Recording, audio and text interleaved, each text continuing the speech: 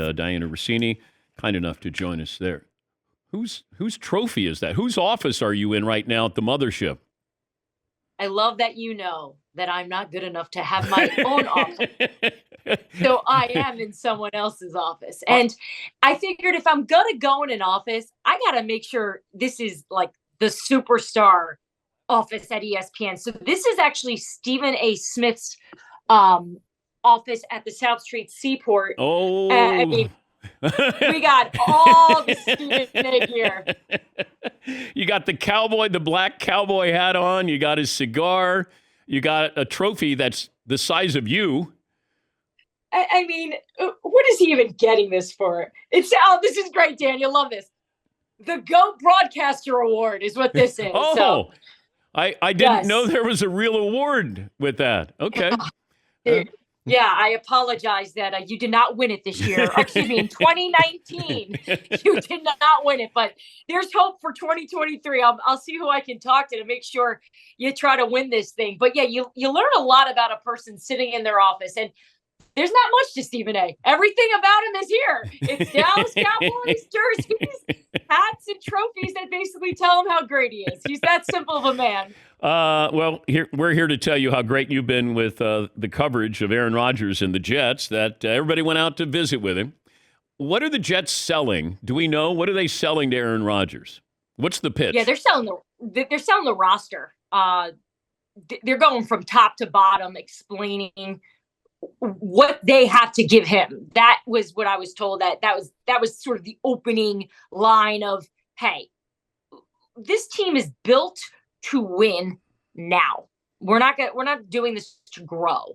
And it was a very similar pitch to Derek Carr, by the way, in terms of trying to let these quarterbacks know that they're just one talented guy away from what they believe, is to get deep in the playoffs and, they want a Super Bowl. Let's just say it. They're trying to go for a Super Bowl. But, okay, you mentioned Derek Carr. Were the Jets leaning towards him? Was he leaning towards them?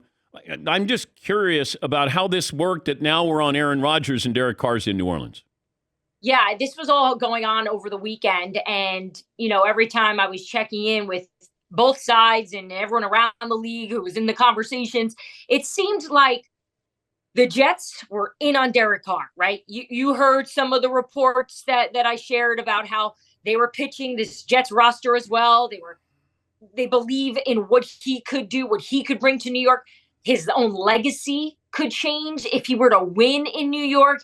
I think there was a little bit of jokes made that part of the Jets pitch was you could be a future Hall of Famer. And everyone said, ha, ha, ha, Derek Carr, he's not a future. No. The New York Jets do not believe Derek Carr is a first round ballot Hall of Famer right now. But if he wins in New York with this team, I could see where maybe perhaps they have that belief in him. So that was part of their sell there. They obviously don't need to sell the Hall of Fame aspect to Aaron Rodgers. He's there. But could Derek Carr have had this job if he wanted it? Could he be the quarterback of the Jets? I think there was a time when this was going to work out. There was a time when both sides were very interested in one another. I don't think they made it, completely down the aisle. But it was looking like it was going in that direction, Dan. And I was a little surprised it didn't, to be very honest with you.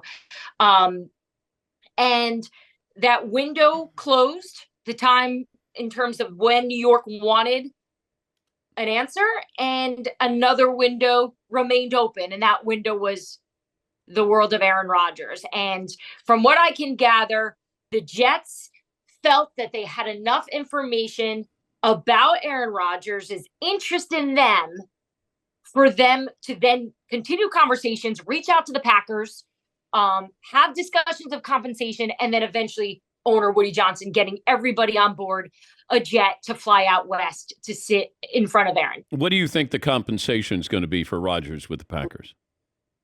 I've been trying to get the actual facts, but here's something that could happen. I could see them perhaps not getting a first rounder out of this, which when I first heard that, it actually kind of blew my mind, because to think about the value they could get for him. But I don't sense from Green Bay that they're asking for the moon and the stars here. Yeah. I think they're being really fair with the Jets. Now, I do think the interesting part of this is going to be the contract. That's what I want to know. I want to see if they're able to get the ball over the goal line here and bring in the big fish to New York, what is an Aaron Rodgers contract going to look like, knowing Woody Johnson wants to spend the money? I spent some time with Woody a few weeks ago in Arizona, and we had all these conversations about what he's looking for. And I didn't have to direct too much. He was very open. They know they need a veteran, and they need someone who can come in here and just go. They don't want to have to support in any other way. They want to star, and it's why they went after Aaron. Mike Tannenbaum, who I have great respect for, former Jets GM, said that he would offer Aaron Rodgers backloaded. So it'd be, if I did $30 million, then I would do $60 million for year two. Because if I'm the Jets, do I want Aaron Rodgers for just 1 year? That you're all in for 1 year and you're going to try to win a Super Bowl and then convince him to stay, and then all of a sudden you're in a Packers situation here? No, exactly. I understand Mike's theory on it, and I also have tremendous respect for him because he's done the job, and we saw what he did it with Brett Favre. But I don't think that's going to be good enough for an Aaron Rodgers in terms of money. Let's go back even a year ago, Dan, when we were all trying to figure out what kind of money Aaron was looking for. And from the conversations I had back then, I recall it being very clear.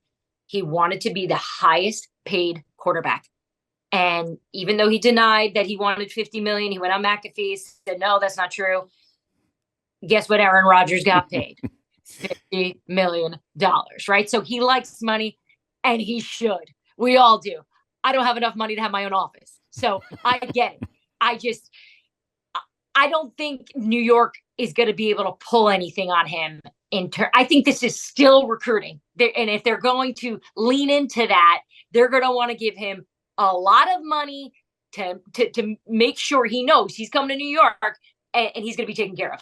When's the decision expected? So the last source I spoke with today in New York is they are waiting for Aaron. So that's what the holdup is. So compensation's still being worked out. I heard that they're still kind of going back and forth on some things, but they feel good they're going to get there. This is now Aaron. So here I am talking to you, right, on Thursday afternoon, and I'm like, they feel so good. The Jets are ready. You know, number 12 is hanging. The flag is hanging from the Brooklyn Bridge to my right.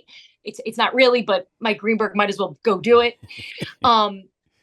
We're not there yet, but the Jets have done everything, absolutely everything they possibly can do as an NFL team to try to lure the future Hall of Famer. Okay, I'll leave you with this. I don't mean to be a buzzkill. Let's say they don't get Aaron Rodgers in New York. Jimmy Garoppolo. He would be the next. Well, first of all,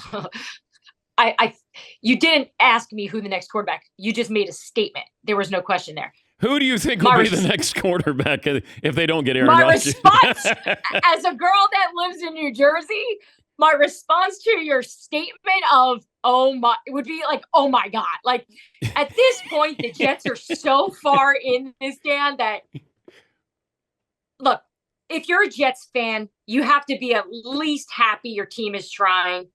But the soul crushing reality of them dropping the ball on this, or perhaps they're not even dropping the ball, but if Aaron were to turn around and go, I'm going to just retire, I can't. I don't know if there's been pain like that in New York in a long time.